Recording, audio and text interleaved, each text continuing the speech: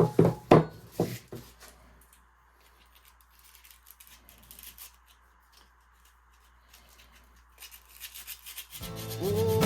the water. Oh, the water. Oh, the water. Hope it don't rain all day.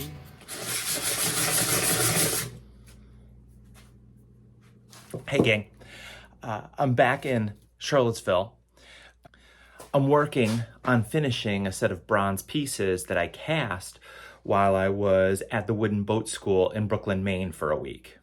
It's taken me about 6 weeks to finish up the hull and prepare for the eventual rolling of the boat.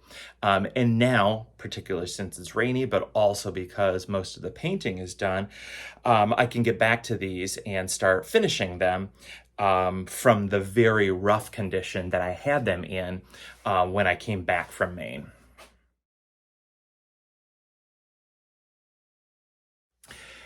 You might remember last year I went up to the wooden boat school for a week to work on the spars. That week I was able to focus on boat building 24/7 for the entire week. And that was really rewarding and relaxing and enjoyable. And so I looked to see if there was another class where I could identify a component or a skill or some element that would help me advance the Nettlesome project and go back to work on that for another week. I found there's a course in bronzecasting, and I had not particularly anticipated doing my own bronzecasting, but my friend Murphy suggested that it would be possible. And so when I saw that the course was there, I thought, let's give it a shot. I took the long drive up in the middle of August, and let me tell you, Brooklyn is a small town, a real small town. It really qualifies as a hamlet. There's kind of a crossroads. There's a little post office, a couple cafes, a general store, the wooden boat school, a couple of boat yards, and like a sail loft, and not much more. And that suits just fine.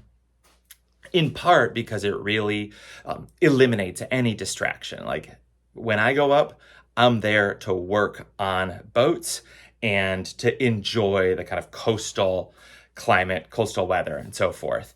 And so there's no distractions. It's basically almost like 3 hours from Portland. Not as the crow flies, it's only about 60 miles, but it's such a kind of winding path along the coast that it takes a lot longer.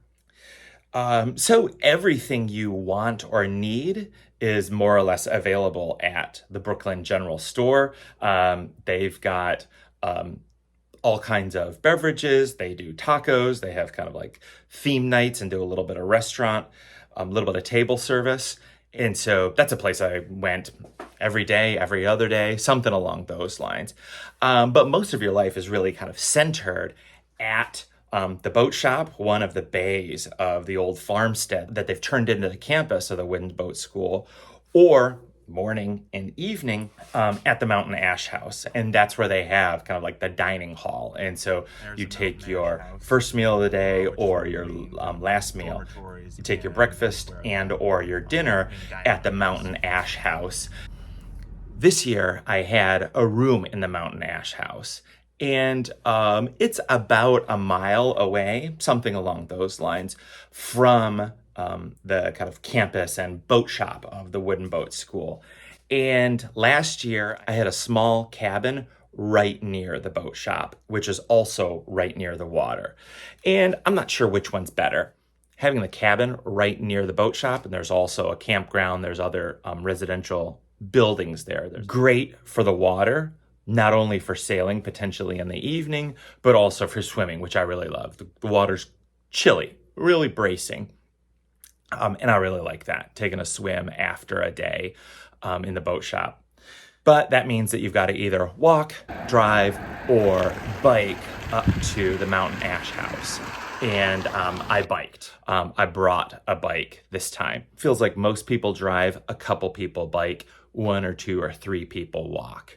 The accommodations are pretty Spartan. It's basically a room, and then you have like a shared bathroom or shower room or something along those lines.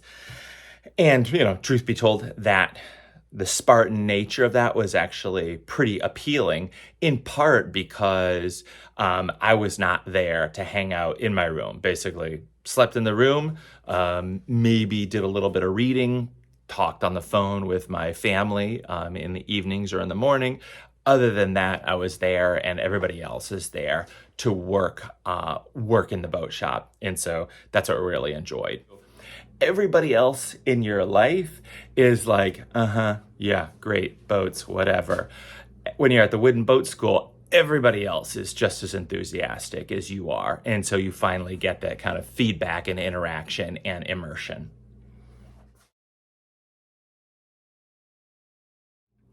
So bronzecasting, what's this process like? At its most glamorous and most interesting, you're basically pouring liquid fire into a mold that turns into something like this: a bow chock, or a block, or a fair lead, or a cleat. That's cool and exciting and like a little bit dangerous and risky. But fundamentally, it is a process by which you identify something that you want or something that you need, that's going to be made out of bronze. Silicon bronze is the preferred material for a lot of the marine hardware because it doesn't corrode in the same way that iron or steel will, or even like galvanized steel, things like eventually will. And so this holds up, it gets a kind of pleasant patina, and it lasts. In fact, at the Wooden Boat School, they have not only several Haven 12.5s and Herreshoff 12.5s kind of in their fleet out on the water, they have a couple that are under restoration or rehab at any given point. And so there's like a couple Herreshoff 12.5s that are like 80, 90, 100 years old, that like potentially could have original hardware that's like patinaed and smooth and weathered and working just as well as it was the day it was launched. What you do is you identify the shape, basically the object that you want. You create a pattern for it, and you can do that in a variety of ways.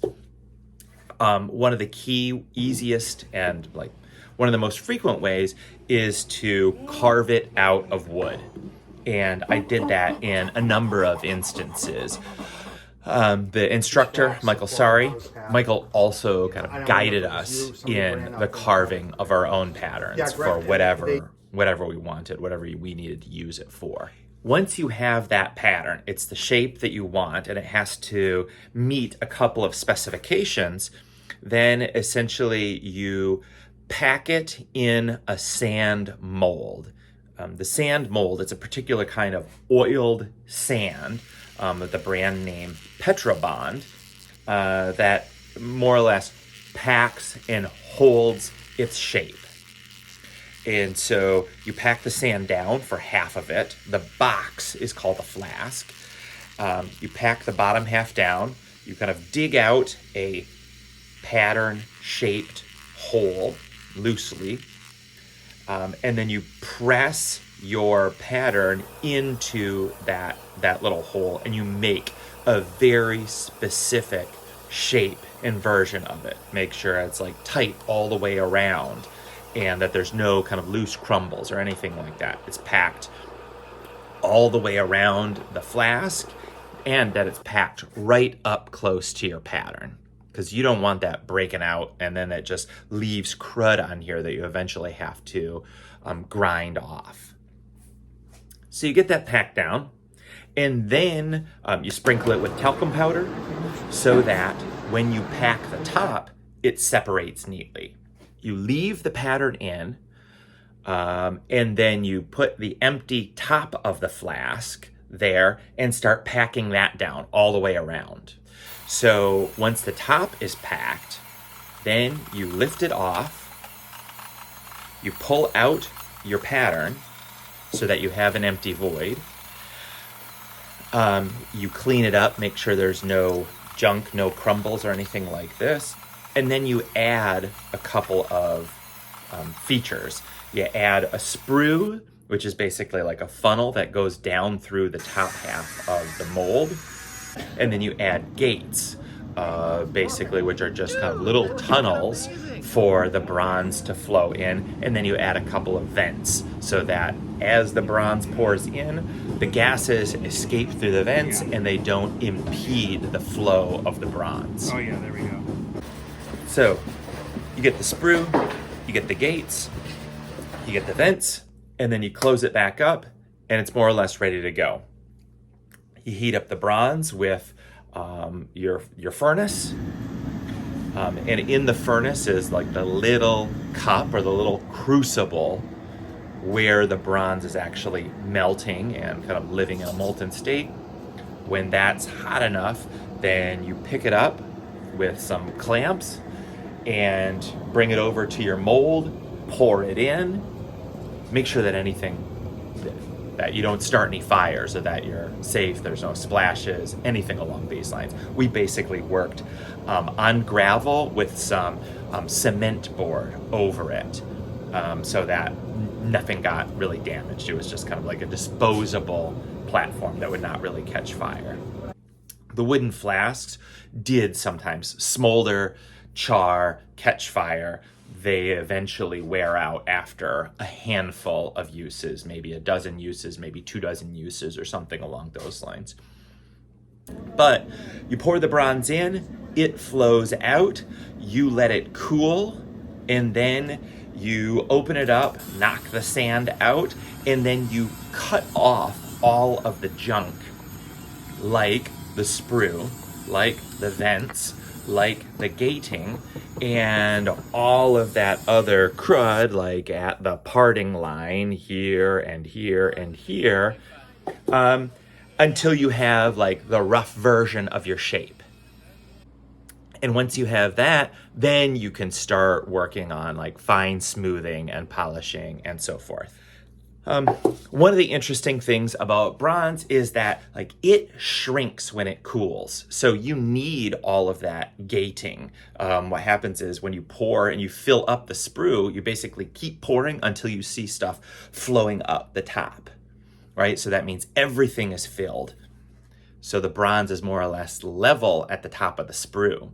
And then by the time that cools down, a half hour later or so, where it's cool enough to take it out of the mold, you'll see that there's kind of another little funnel. There's like a dip or a cup within the sprue because what had been level has subsequently shrunk.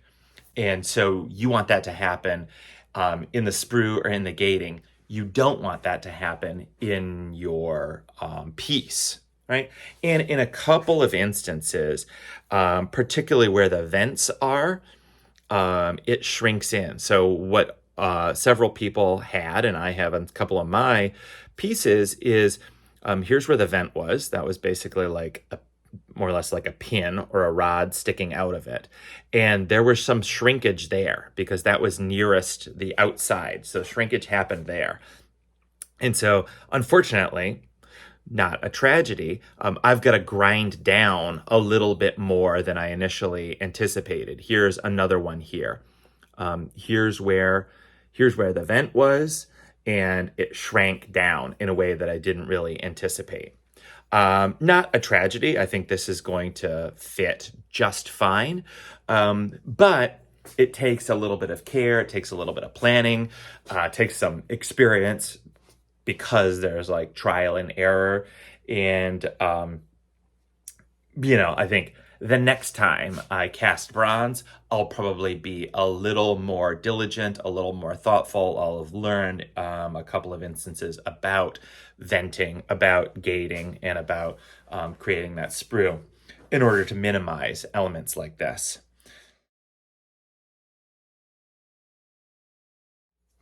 I mean, I'll say that's basically all there is to it in concept. That's not all there is to it in practice. I mean, it was a real cool process because, first of all, you've got to make things twice. You've got to make your pattern. And so while I went in hoping to make two bow chocks, a starboard and port bow chock, I went with a 3D printed version, which you can use. Mine was not quite useful. It wasn't quite good enough, but I used that initial 3D printed version to make my wood pattern. And I think the resulting wood pattern was better for the bow chocks, or the patterns were better for the bow chocks. Not perfect, but better than it would have been. So I basically made it 3 times: the 3D printed version, the wood version, and then the bronze version. So I feel pretty good about this. These are not done by any means, despite any flaws or divots or gouges or whatever that I'll eventually have to sand down. I think it's going to turn out just fine, and it's going to work like a charm. I was very fortunate in that, since they have Herreshoff 12.5s and some Havens there, I could actually compare my pattern to the actual bow chock or the actual cleat or the actual fair leads or whatever on a 12.5 there. So that was really useful. I pulled some measurements off of the materials at Herreshoff Hafenreffer collection in the Hart Nautical collection at MIT. And so that was useful, but then when you're kind of eyeballing it, but being able to compare it to something that's live to see the way that a curve goes and confirm that you got the measurements right is really useful. I liked that, and it probably wouldn't have worked for basically any other boat or any other types of pieces, except for like the 12.5 and like Herreshoff type stuff. One of the interesting things about these is this particular kind of like parting line here. And you see this if you look at anything that's kind of like plastic, you often see that line that goes all around. Anything that's molded has, now I realize, a parting line. And so this is where the bottom mold meets the top mold, or the top part of the mold in the flask. And so they grind it down, and you grind it down as well as you can to eliminate that, right? So it's nice and smooth. Ultimately, I got 8 pieces cast. I got 1 large cleat. I got 4 small cleats. I got a new caulking iron, or a caulking bronze, which I used with my son in finishing caulking Nettlesome. So I'm in the process now of polishing this second one. This is the port bow chock, and I'm going to say it's 80 to 90% of the way to be polished to a finish. I don't want to do it quite all the way because it's going to need some adjustment when I actually place it on the boat. So this is like 100%. This is basically done for the stage that I'm at. Maybe I'll do like a little bit of smoothing and get my way from through 120 to 180, and I even have like 400 grit. We'll see how smooth I can get, particularly in the mouth of the chock. But this guy, I went from fully roughed out, fully rough condition, and I'll take this to the same level of finish here so you can see it in progress. Go for it. Hey there, Joe Powers. I'm here at Wooden Boat School to learn bronze casting, which is something I've never done before, and now know how to do it.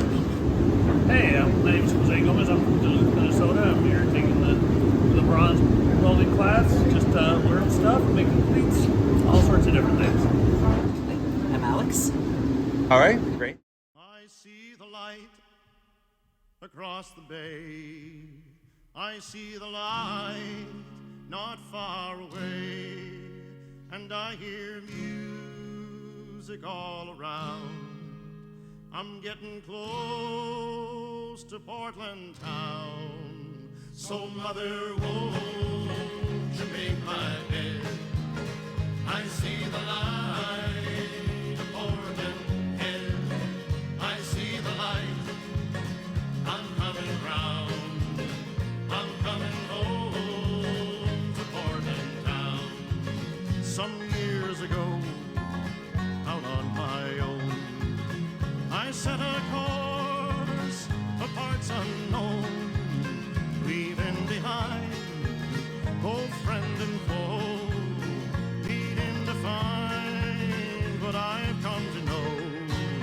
as I watch the islands fade away, and bid farewell to Casco Bay.